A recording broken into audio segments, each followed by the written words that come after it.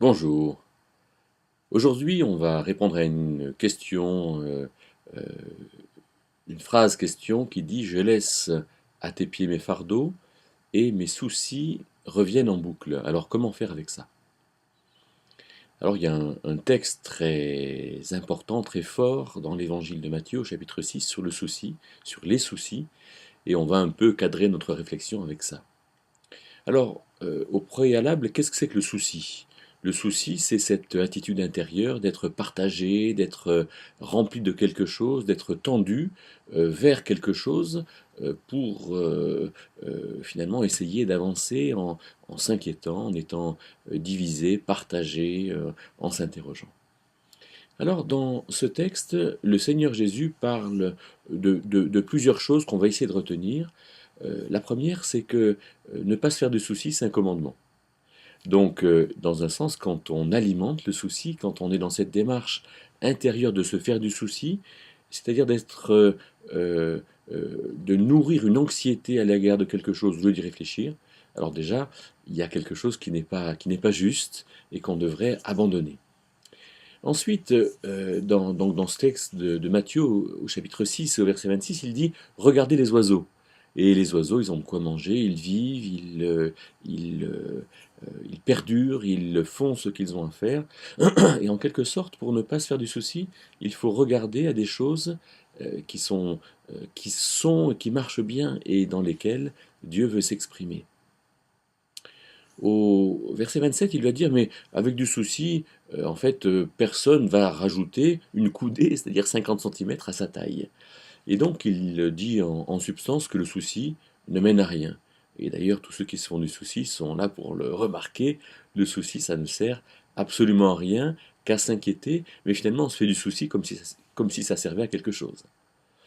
Alors, il va dire au verset 28, étudier les lys des champs. Donc, on avait déjà les oiseaux à regarder, là, il faut regarder les lys, et il va leur dire, mais Salomon n'était pas vêtu comme l'un d'eux dans toute sa gloire. Donc, en fait, ce que nous allons nous ajouter à ce que Dieu va nous donner ne sert pas non plus à rien.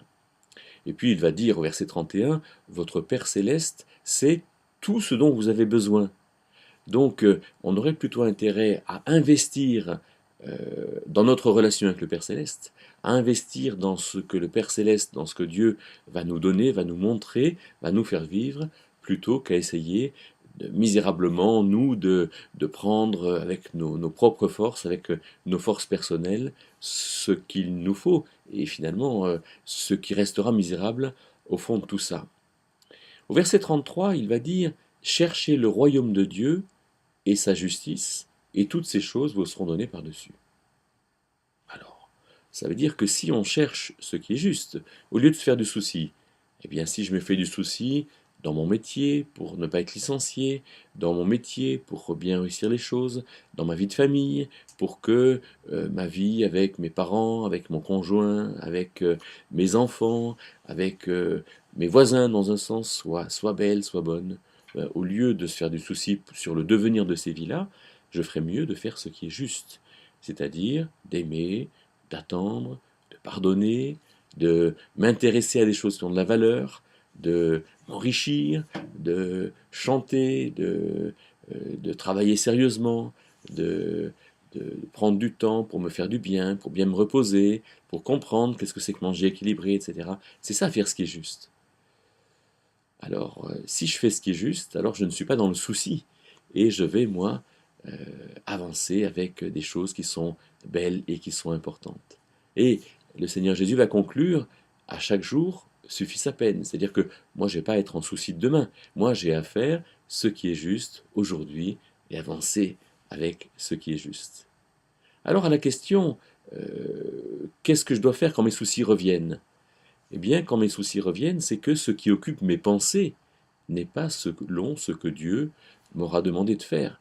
Si j'occupe mes pensées finalement d'alimenter des choses avec ce que le Seigneur ne m'appelle pas à regarder, alors c'est pas anormal si mes soucis reviennent. Non, si je suis déterminé à faire ce qui est juste et à ne pas m'occuper de ce qui n'est pas de ma responsabilité, alors je verrai personnellement que ça marche, de ce fait que je ne cultive pas mes soucis, et de ce fait que c'est pas une fatalité. Mes soucis ne viennent pas de nulle part, ils viennent d'un mauvais choix, d'un choix personnel, de choses que j'aurais alimentées, et de ce fait, quand je me fais des soucis, quand mes soucis reviennent, c'est que quelque part, je suis désobéissant, donc à moi, eh bien, de ne pas l'être.